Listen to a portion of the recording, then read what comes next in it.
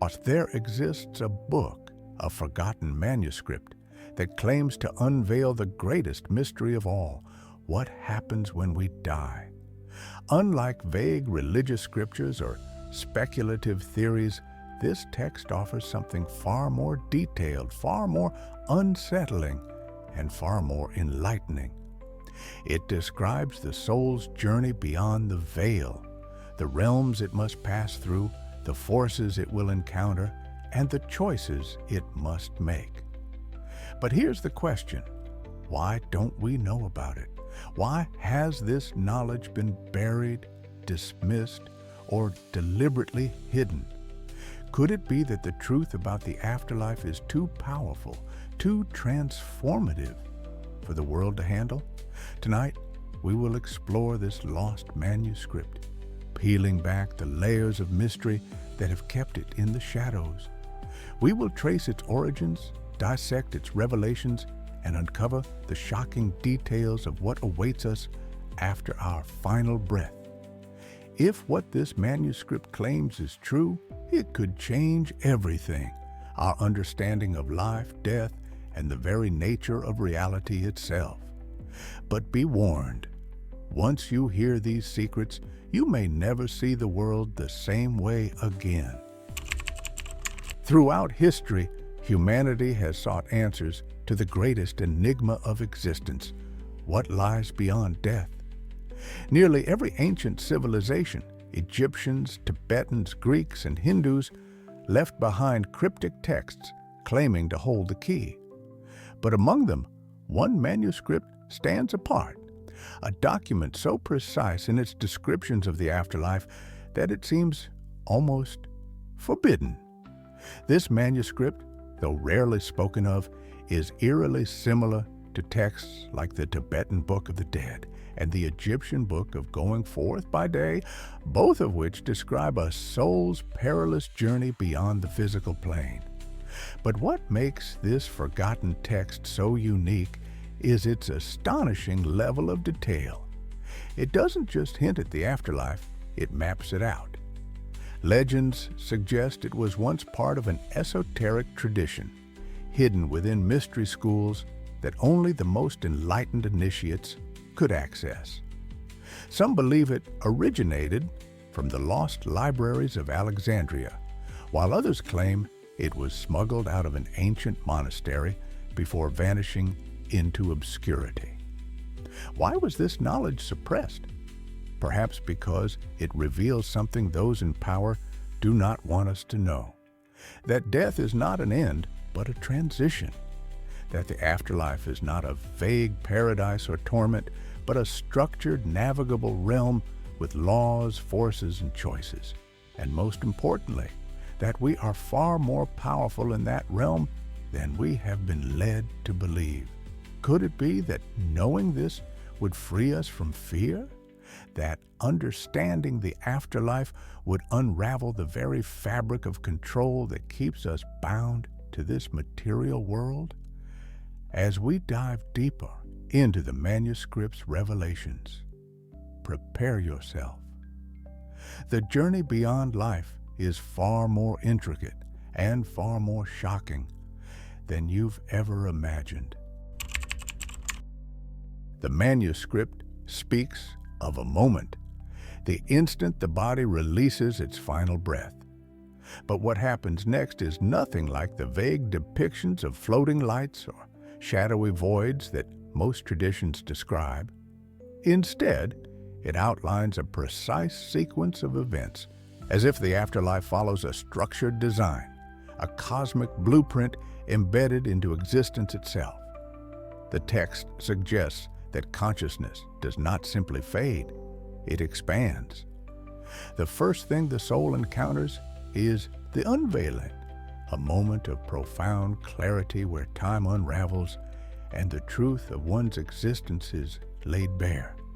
Every action, every thought, and every hidden intention from a lifetime is reflected back upon the soul.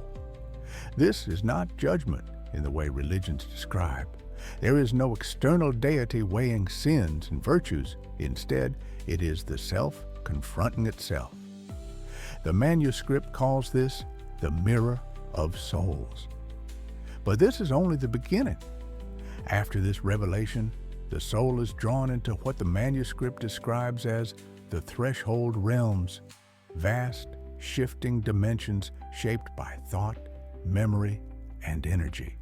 The text insists that these realms are not mere hallucinations or illusions, but actual places, structured in ways our physical minds cannot fully grasp.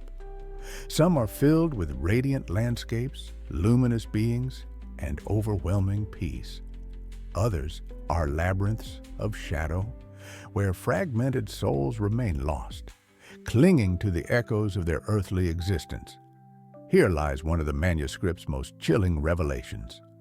Not all souls immediately ascend. Some remain tethered to the world they left behind, trapped by unresolved desires, unfinished business, or sheer disbelief that they have died at all. The text warns that the way a person dies and the state of their mind at the moment of death can determine where they awaken. Fear, denial, and attachment can pull a soul into the lower realms, while acceptance and awareness can lead to higher planes of existence. This knowledge changes everything. It suggests that the afterlife is not simply something that happens to us, but something that we ourselves shape. But what lies beyond these realms, and how can one navigate them? The manuscript's revelations go even deeper, into realms few have ever returned from, into encounters with beings that exist beyond human comprehension. And that is where we must go next. If the threshold realms are the first great test, then what comes next is even more profound. According to the manuscript, beyond these shifting landscapes lies the passage of light and shadow, a crossroads where the soul is faced with a choice. The text describes this as a gateway of perception, where souls encounter the architects of transition, enigmatic beings that guide, question, or even challenge the traveler. Some appear as luminous figures radiating immense wisdom, while others manifest as shadows, testing the soul's understanding of its own nature. One of the manuscript's most controversial claims is that these beings are not gods, angels, or demons in the way religious texts describe. Instead, they are reflections of the soul's own awareness, a final mirror, before moving into the deeper realms. The soul's reaction to them determines the next step in its journey. Fear and resistance can create illusions, trapping the soul in cycles of repetition, while surrender and understanding can open the path to ascension. But what is this path? The manuscript describes the corridor of echoes, a place where souls are shown the ripple effect of their existence. Every choice, every action, no matter how small, creates unseen consequences that reverberate through time. The soul witnesses not just its own life, but the interconnected web of reality itself. This is not a punishment, nor a reward. It is simply truth, laid bare. Then comes the great veil. The manuscript speaks of this veil as the final boundary between individuality and the vast ocean of consciousness. It is here that the soul must decide whether to reincarnate, return as a guide, or dissolve into the great current of existence. Some souls choose to stay behind, lingering as protectors or messengers, while others move beyond even the highest realms, into what the manuscript simply calls the infinite horizon. What lies beyond that?